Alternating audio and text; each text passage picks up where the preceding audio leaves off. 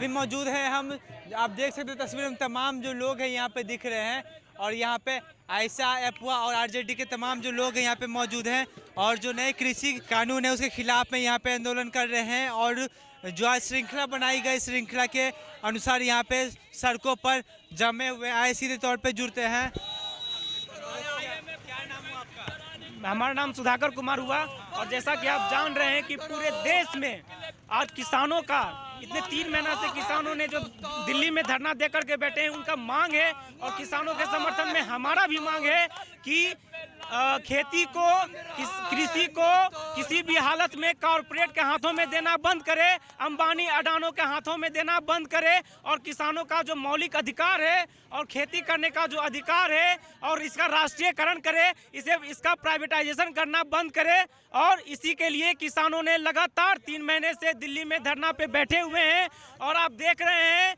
कि इधर ही 2 दिन पहले किसानों पे लाठीचार्ज कर दिया गया, कई किसानों को बेरहमी से मारा गया है और उसके समर्थन में पटना विश्वविद्यालय आयशा आज पटना में महागठबंधन की ओर से मानव श्रृंखला का गठन किया, मानव श्रृंखला लगाया है और किसानों के लिए किसानों के हक के लिए लगातार हमारी आवाज बुलंद रही है और आगे भी संघर्ष करते रहेंगे।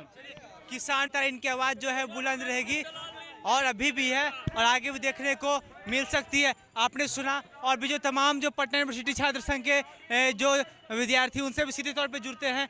मानव श्रृंखला आप लोग बनाए हैं नए कृषि कानून के खिलाफ में, क्या लगता है आप लोग की आवाज़ दिल्ली तक पहुंच पाएगी? आयशा के लोग दिल्ली में लाइब्रेरी चलाकर शहीद भगत सिंह लाइब्रेरी जाके आंदोलन के साथ हैं।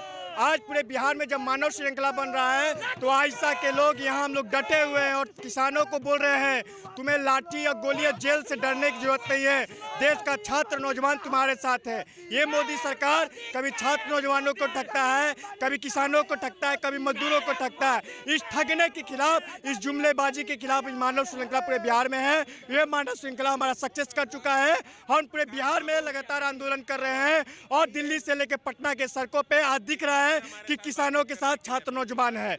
इसी के साथ हमारा कारवां और आगे बढ़ेगा। आपका कारवां आगे बढ़ेगा।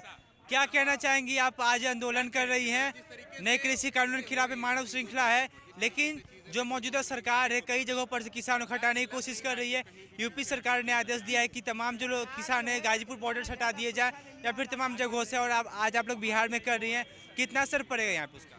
देखिए, सरकार जो है वो तानाशाह हो चुकी है पूरी तरीके से। इसका प्रमाण है कि शांतिपूर्वक आंदोलन को जो है वो निगेटिव परसेप्शन बना करके उसको बदनाम करने की कोशिश की जा रही है और आरएसएस और भाजपा के लोग इसमें पूरी कोशिश में लगे हुए हैं और तमाम तरीके से आंदोलन को बदनाम करना चाहते हैं। लेकिन आंदोलन जो है वो मौलिक अधिकारों के लिए है।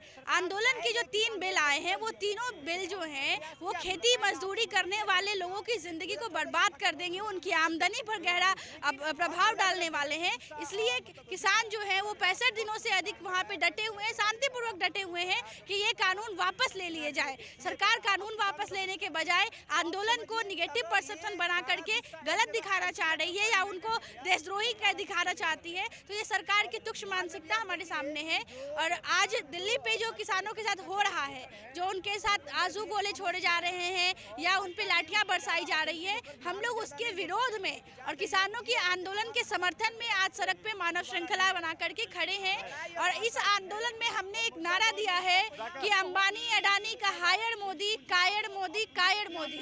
इसलिए कि हमारे 100 से ज़्यादा किसान मर गए हैं, उनकी मृत्यु हो गई है, उनकी शहादत हो गई है और हमारा प्रधानमंत्री एक ट्वीट नहीं करता है, उसको कोई फर्क नहीं पड़ता है कि देश के किसान मर रहे हैं। अनाज उगा करके जिसका वो खाते हैं वो मर रहा है और उसको इससे उनको प्रभाव नहीं पड़ रहा है। तो हम इसलिए अपने प्रधानमंत्री को कायर समझते हैं और ये समझते हैं कि ये तानाशाह सरकार है और इसको अपने तीनों कानून वापस लेने पड़ेंगे क्योंकि इससे बड़ी आबादी जो है वो प्रभावित होने वाली है।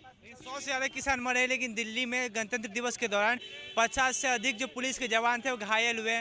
उनसे मिलने के लिए जो गृह मंत्री वो अभी पहुंचे थे, इसको आप किस नज़र से देखती हैं कि जो दिल्ली में हुआ किया वो कितना सही था? देखिए, पुलिस सरकार की है और जिन पुलिस कर्मियों के साथ अगर घटना हुई है, हम उनके समर्थन में हैं, हम उनके साथ खड़े हैं। ऐसी घटना नहीं होनी चाहिए थी, लेकिन इस बात की कोई गारंटी नहीं है कि ये जो उग्र प्रदर्शन हुआ उसमें किसानों का हाथ था। हो सकता है किसानों की वर्दी में दूसरे लोग जो है वो उसमें हो और उन्होंने ऐसा किया हो, और जो भी लोग अगर इसमें संलिप्त हैं तो पुलिस है ना भाई, कार्रवाई करे, जांच करे, और जो ऐसे लोग हैं जो अगर उस तरह की घटना को अंजाम दे रहे हैं उस पर कार्रवाई होगी। आगे की क्या रणनीति होगी आप लोग? आगे की रणनीति यही है कि हमारे किसान बॉर्डर पे डटे हैं जब तक किसी सरकार जो है उनकी बातों को नहीं मानती है, और आपको देश के अलग अलग हिस्सों पे सड़कों पे हम दिखाई देंगे उनके समर्थन में, और जरूरत पड़ी तो ये आंदोलन भी जो है दिल्ली कूच करेगा। अगर जरूरत पड़ी तो ये आंदोलन भी जो है दिल्ली कूच कर सकती है। तमाम मामलों को लेकर के, जो किसान आंदोलन को लेकर, क्या कुछ कहेंगे मैडम? आज आप लोग सड़कों पे उतरी हुई हैं, क्या लगता है आपकी आवाज़ दिल्ली तक पहुंच पाएगी और ये जो नया कृषि कानून वापस हो सकता है? दिल्ली तक हमारी आवाज़, दिल्ली तक क्या, पूरे दुनिया में, पूरे देश में पहुंच रही है। और ये जो काला कानून है ये तो वापस लेना ही होगा मोदी सरकार को, क्योंकि हम सब किसान के साथ हैं और किसान के साथ जो बर्ताव किया है मोदी सरकार ने, बहुत शर्म की बात है। उनके आंदोलन को बदनाम किया गया, किसानों को बदनाम किया गया, तो ये भारत कहाँ जाएगा? ये आप भी सोचिए और हम भी सोचिए, इस देश में क्या हो रहा है। ये गुंडा राज हो रहा है। इवन किसानों तक को नहीं छोड़ा गया तो किसको छोड़ेंगे ये मोदी सरकार? तो हमारी ये लड़ाई चलती रहेगी और ये 101% श्योरिटी के साथ मैं कहती हूँ कि ये काले कानून वापस होंगे। ये तीनों कृषि कानून, काले कानून को रद्द करना ही पड़ेगा मोदी सरकार को। आगे की क्या रणनीति होगी? आगे की राजनीति, जब अभी तो हमारे साथ यही है कि हम पहले इस कानून को रद्द करवाएंगे, उसके बाद जैसा कि मोदी सरकार करते आ रहे हैं, एक के बाद कोई ना कोई एक नया शोषा छोड़ते आ रहे हैं। पहले इन्होंने नोटबंदी किया, फिर उन्होंने एनआरसी किया, फिर उन्होंने अब ये किसानों के साथ किया। तो ये लड़ाई, मुझे लगता है हमारा देश में तो शिक्षा और कुछ रहा ही नहीं, सिर्फ गुंडा राज चलेगा और हमें सड़कों पर खड़े रहना पड़ेगा। पर हम खड़े हैं और हर सवाल का, हर उनके गलत कानून का, काले कानून का हम मुंह तोड़ जवाब देंगे और हमारी लड़ाई जारी रहेगी। मेरा नाम अस्मा खान। आप छात्र संघ से हैं? नहीं, मैं इंसाफ मंच माले से हूँ और ASWF मेरा संस्था है। ठीक है, तो आपने देखा किस तरीके से साफ तौर पे कहना है कि जब तक जो मौजूदा सरकार है अपना नया कानून लाएगी, और जो लोग हैं, जो विपक्ष है और जो छात्र संघ के लोग हैं या फिर और भी जो तमाम संगठन है, वो इसके खिलाफ में लगातार इनका आंदोलन जारी रहेगा और तमाम मसलों को लेकर के खुलकर बातचीत करेंगे। राघोपुर हम विधानसभा 13 के क्षेत्र से आए हैं। आप किसान हैं? हाँ।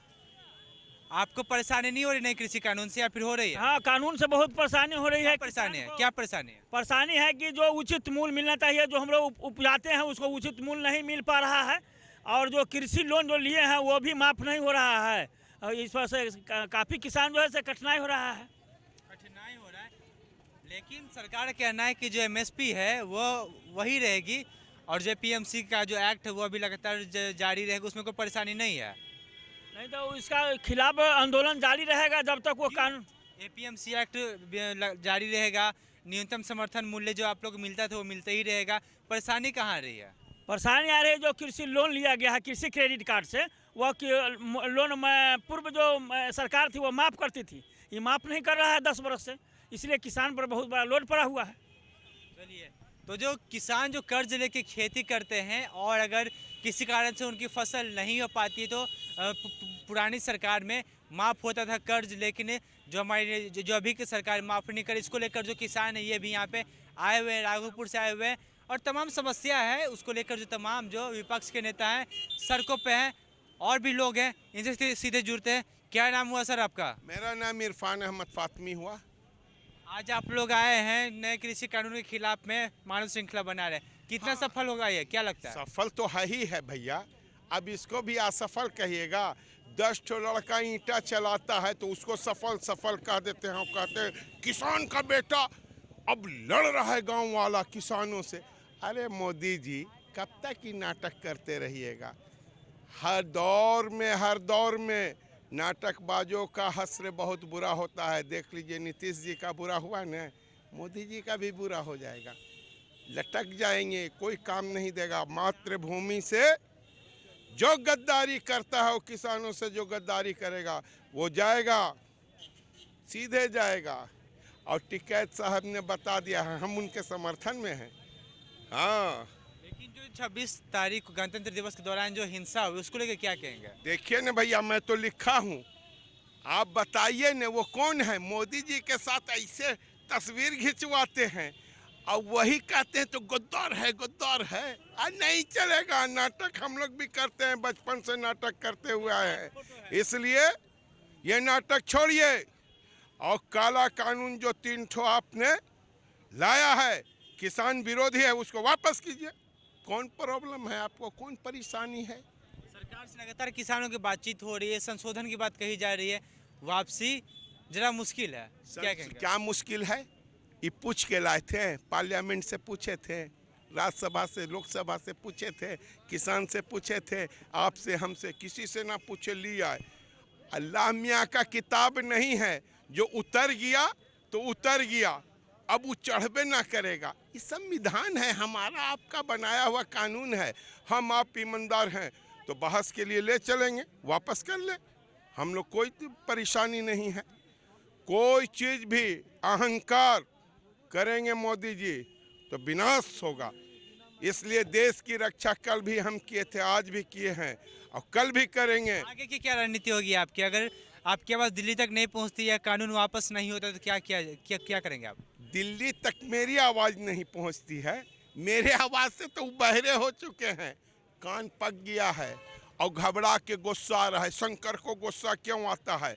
हम लोग किसान को देख के आता है, बेरोजगार को देख के आता है और महिलाओं को देख के आता है। ये शंकर को गुस्सा इसीलिए आ रहा है, ना कि ये समझ रहे हैं तो भारत का किसान और मजदूर नौजवान अंबानी का राज नहीं चलने देगा, जो इनके पॉकेट का दोस्त हैं, इनको नहीं हम चलने देंगे। मातृभूमि को महात्मा गांधी ने बचाया है, मातृभूमि के लिए महात्मा गांधी ने शहीद हुए। आज किसानों के ऊपर ईंटा चलाइए, गोली चलाइए, हम शहीद होंगे और मातृभूमि को बचाएंगे और कहेंगे सारे जहां से अच्छा हिंदुस्तान हमारा। चलिए, सारे जहां से अच्छा हिंदुस्तान हमारा।